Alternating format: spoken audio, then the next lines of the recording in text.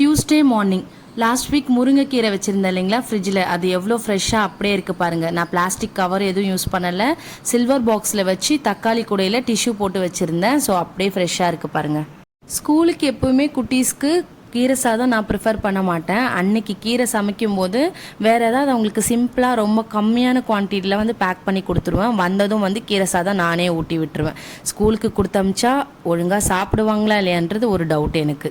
But இந்த time வந்து அவங்க வேணும் எங்களுக்கு ஸ்கூலுக்கு லஞ்ச் பாக்ஸுக்குன்னு கேட்டதால் ரெடி பண்ணி கொடுத்தேன்.